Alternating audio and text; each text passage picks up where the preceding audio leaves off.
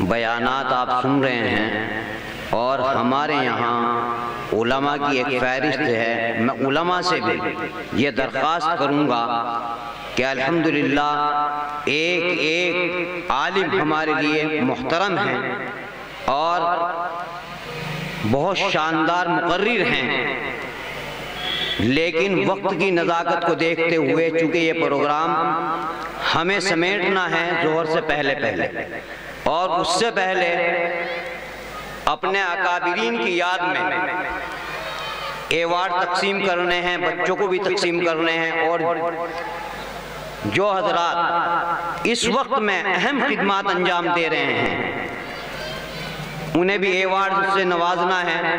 और ये बैनर आप देख ही रहे हैं कि इन बुजुर्गों की वजह से आज हमारे इलाके में जो भी कुछ तालीम है इन्हीं की देन। मौलाना हनीफ साहब कमेड़वी रहमतुल्लाह अलैह और इसी तरीके से मुल्ला असगर साहब एक मुल्ला जी होने के नाते से उन्होंने कितनी जद्दोजहद की, हमें उनकी जिंदगी से सबक लेने की जरूरत है। मौलाना अब्दुल लतीफ साहब ये स्टेज पर जो नाम बैनर पे लिख रहे हैं इन सब के नामों के एवार्ड हैं और जिन लोगों को इनसे मुमासलत है उन सब को एवार्ड से नवाजा जाएगा। मैं उलमा से फिर दरख्वास्त कर रहा हूं और बड़ी शर्मिंदगी के साथ के हालात और वक्त का तकाजा ये है बहुत ही इख्तिसार के साथ से काम लें।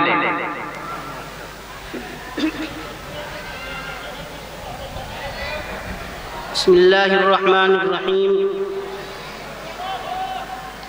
मोहतरम हज़रात, हज़रत मौलाना इकबाल साहब नाइब मोहतमिम मदरसा कासिमुल उलूम अभी बयान फरमा रहे थे और अल्हम्दुलिल्लाह आपकी तवज्जो उस तरफ दिला रहे थे। आपकी तवज्जो का मरकज वो चीजें थी कि जो हमारी बच्चियां आज गैरों का खिलवाड़ बन रही है, ऐसा कभी नहीं सुना था आपने, लेकिन आज क्यों हो रहा है? हमारे अंदर इंतिशार, बदअमनी, लड़ाई झगड़े फसाद, ये सारी की सारी चीजें खुदा की कसम आज तौबा करो और अल्लाह के सामने तौबा करो कि हम इन चीजों से बचेंगे और तालीम की तरफ तवज्जो देंगे। अरे तालीम को देखो कि हजरत उमर रज़ियल्लाहु ताला अन्हु, सहाबा इकराम रिज़वानुल्लाहि ताला अलैहिम अजमाइन क्या थे? लोग चरवाहे कहा करते थे और हुकूमतों के मालिक बन गए। आप भी आज भी वही दरो दीवार है, वही आसमान है, वही जमीन है। अल्लाह भी हमारे साथ हो जाएगा इंशाअल्लाह। बशर्त की अहद करो कि हम इंशाअल्लाह कुरान करीम को अपना ज़ेवर बनाएंगे और कुरान करीम के मुताबिक अपनी जिंदगी को चलाएंगे। मुझे ज्यादा बात नहीं करनी, हमारे उलमा इकराम मौजूद है, बात तो बहुत सारी थी। अब इसके बाद इस प्रोग्राम को आगे बढ़ाते हुए आबिद एडवोकेट, इनसे हम बहुत दरखास्त करते हैं, मौलाना भी दरखास्त की है कि भाई हमारे उलमा इकराम भी मौजूद है कि बहुत मुख्तसर वक्त में अपनी बात का इख्तिसार करके मोहम्मद आबिद एडवोकेट साहब आए और अपनी बात को रखे मुख्तसर वक्त में।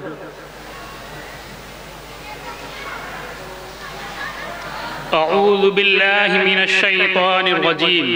बिस्मिल्लाहिर रहमानिर रहीम। नहमदुहु व नस्तईनुहु व नुसल्लिहि अला रसूलिहिल करीम। अम्मा बाद, हमारे दोस्तों, बुजुर्गों और नौजवान साथियों, हम आपके बहुत शुक्रगुजार हैं और इसी के साथ साथ हम अपने इन बुजुर्गों के शुक्रगुजार हैं कि इन्होंने आज इस सर्दी के मौसम में टाइम दिया। और इसी के साथ साथ हम मौलाना मोहम्मद आबिद साहब के शुक्रगुजार हैं जो दिल्ली से चलकर यहाँ तक आए और हमारी कौम के बारे में सोचा और फिक्र की और यहाँ तक आए। टाइम बहुत कम है, मैं आपको सिर्फ दो बातें सुनाता हूँ कि आज इस दुनिया पे यहूदी काबिज है और जब सेकेंड वर्ल्ड वॉर हुआ था उस टाइम भी यहूदी ही काबिज था। किस बेस पे काबिज है? ओनली तालीम के बेस पे काबिज है।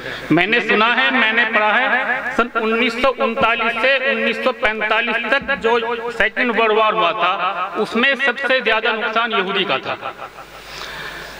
सब वे बर्बाद होने के बाद में उन्होंने ये तय किया, उन्होंने अपनी एक इस तरह एक मीटिंग बुलाई जिस तरह आज हम यहाँ पे इकट्ठा हुए हैं कि हम सब कुछ बर्बाद होने के बाद में हम आगे कैसे बढ़ें।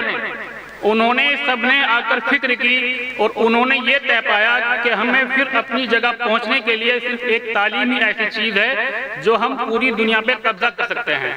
और आज भी यहूदी, हम ये मोबाइल चला रहे हैं, बैंकिंग चला रहे हैं, कुछ भी काम कर रहे हैं, इसमें कुछ हिस्सा यहूदी को जाता है। क्यों? क्योंकि उन्होंने तालीम के बेस पे मेहनत की है, लेकिन उन्होंने ऐसे मेहनत नहीं की। उन्होंने तय पाया था कि हमें आगे बढ़ने के लिए 20 साल लगाने हैं। जो नस्ल ये हमारे सामने घूम रही है उस टाइम की, कि इस पे हमें मेहनत करनी है और रात दिन अपनी बिल्डिंगें, अपनी इबादतगाह, मदरसे, मस्जिद कुछ नहीं बनानी, इनके ऊपर हमको सब कुछ तामीर करनी है। आगे चलकर एक एक बंदा 10-10 आपकी इबादतगाहें बना देगा। आज उनके अंदर वो काबिलियत है। हम केवल, मैं देखो कोई आलिम नहीं तो आपको ऐसी तकरीर सुनाऊं जो आपके दिलों में छा जाए, मैं कोई राजनेता नहीं जो आपको ऐसे भाषण सुनाऊं जो आपको गुमराह कर दूं। तो हमें इसके लिए हमें करना क्या है? सब बातें हो रही है, हमें सिर्फ ओनली, मैंने जो वो किया है, आपको सिर्फ अपनी आदत बदलनी है। सपोज करिए कि आप सुबह 8 बजे उठते हैं सोकर, अपनी आदत को चेंज कर लिए कि हमें 4 बजे उठना है। आदत इंशाल्लाह आपकी किस्मत बदल देगी। अपने बच्चों को लेकर बैठ जाइए कि हमें 4 घंटे इसको देने हैं। हम अगर आप गुटखा, बीड़ी, सिगरेट खाते पीते हैं उसको खत्म कर दीजिए। वे 20-30 रुपए अपने बच्चे पे लगा दीजिए कि हमें 20 रुपए पर डे इसको खिलाने हैं। जो बच्चे तंदुरुस्त है, मेहनत है, जो हट्टे कट्टे, उनको लेकर रोड पे घूम जाइए कि आप चलिए 2 घंटे रेस लगाइए। आपने सिर्फ आदत बदल दी, खुदा की कसम आपकी किस्मत बदल जाएगी। दूसरी बात मैं रखता हूँ कि हर आदमी बोलता है कि हमारी बिरादरी के अंदर लड़ाई झगड़े बहुत ज्यादा है। हकीकत और सच्चाई है, मैं भी जानता हूँ। और मैं कहता हूँ कि आप दुनिया की वो कौम बन जाइए जो सबसे बड़ी जंगी कौम है, सबसे बड़े झगड़ा करने वाली इंसान है। अजीब बात लगी होगी, मैंने तजर्बा किया है, सच्चाई चाहता हूँ कि आप वो इंसान बन जाइए। वो इंसान कौन है? मेरे 3 बच्चे हैं। मैंने तजर्बा किया है कि आप उन बच्चे की तरह बनिए जो सबसे ज्यादा जंग लड़ते हैं। सुबह से शाम तक कम से कम 20 बार लड़ते होंगे, लेकिन किसी को मालूम नहीं लगता, मुझको भी पता नहीं लगता, आपस में समझौता कर लेते हैं, एक बिस्तर पे सो जाते हैं, एक जगह बैठकर खाना खा जाते हैं। आप भी ऐसे ही बन जाइए। अगर आपके पास झगड़े फसाद हो रहे हैं, आपस में बैठकर शाम से पहले निपटा लो। किसी के आगे मत लुटो जाकर, किसी के मत पिटो जाकर। बस मैं यही ये बात करते अपने विराम लगाता हूँ। माशाअल्लाह बहुत अच्छी बात कर रहे थे। अब इनके बाद हजरत मौलाना दोस्त मोहम्मद साहब मोहतमिम मदरसा हिमायतुल इस्लाम जटवाड़ा से हम दरखास्त करते हैं कि वो तशरीफ लाए और अपनी बात को रखें।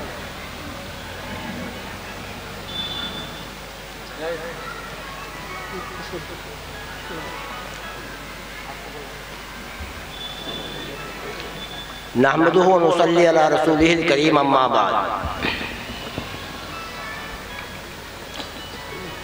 बुजुर्गान किराम और हाज़रीन प्रोग्राम, टाइम बहुत मुख्तसर है और काम बहुत ज़्यादा है। जैसे कि पहले हजरात ने भी इस तरफ इशारा किया है, इसलिए ना तो मैं कोई वाइज हूँ, ना लंबी बात आती है और ना लंबी बात करूँगा। बुजुर्गों, ये उम्मत मुअल्लिम, दुनिया की मुअल्लिम बना करके भेजी गई है। सरकारे दो आलम सल्लल्लाहु अलैहि वसल्लम ने अपने बारे में फरमाया, बुइस्तु मुअल्लिमन, मैं मुअल्लिम बना के भेजा गया हूँ। तो ये उम्मत भी दूसरों के लिए मुअल्लिम है। एक वक्त था जब तातारियों ने यलगार बोली मुसलमानों पर और कुतुब खाने लूट करके दरिया में डाले, तो दरिया का पानी काला बना दिया, तारीख बतलाती है। वो तारीखी कुतुब मुसलमानों की लिखी हुई थी, मुसलमान बुजुर्गों की, उलमा की लिखी हुई तारीखें थी। दरिया का पानी ऐसा हो गया कि काफी रोज तक मुअर्रिखीन को, लिखने वालों को स्याही की जरूरत नहीं पड़ी। कलम दरिया के अंदर डाला और लिखना शुरू कर दिया, दरिया स्याही बन गया। आज वही उम्मत, तरक्की का दौर है बुजुर्गों इस टाइम, और दुनिया बामे उरूज पर जा रही है। और ये उम्मत जो उस पहले वक्त के अंदर इतनी पढ़ी लिखी थी कि उनकी लिखी हुई किताबें दरिया को सिया कर देती थी, आज वो उम्मत पता नहीं किस तरफ को तरक्की कर रही है। लोग ऊपर को तरक्की कर रहे हैं और हम और आप नीचे को तरक्की कर रहे हैं। मेरे बुजुर्गों और दोस्तों, ये तालीम बेदार कॉन्फ्रेंस हमें सबक देती है कि हम आंख खोलें और नींद से बेदार होकर के अपने बच्चों को इल्म की तरफ लगाएं। जो जिम्मेदारी अल्लाह ने हमें दी है मुअल्लिम होने की, उस जिम्मेदारी को पूरा करें और खुराफात से बचें। बात लंबी ना होते हुए, ना करते हुए अर्ज है कि एक तो शादी ब्याह के अंदर अपनी रकमें खर्च करने के बजाय आप अपनी बच्चों की जिंदगी को सुधारने के लिए उस रकम को खर्च करें। और बल्कि मैं तो ये कहूंगा कि अगर बड़े बड़े फ्लैट ना बना करके मुख्तसर सर छिपाने के मकानात बना करके आप जिंदगी गुजारें और इन दोनों रुकुमात को जो शादी ब्याहों में खर्च होती है फजूल और बड़े बड़े फ्लैटों पे खर्च होती है, जिसके बारे में अल्लाह के नबी ने ये फरमाया कि सबसे बेकार रकम खर्च होने वाली वो है जो इमारत के ऊपर खर्च हो रही हो। इन्हें खर्च ना करके दो जगह की रकमों को बचा करके आप अपनी नस्लों के ऊपर लगा लें और अपने बच्चों को तालीम दें तो इंशाअल्लाह कामयाबी की राहें खुलेंगी।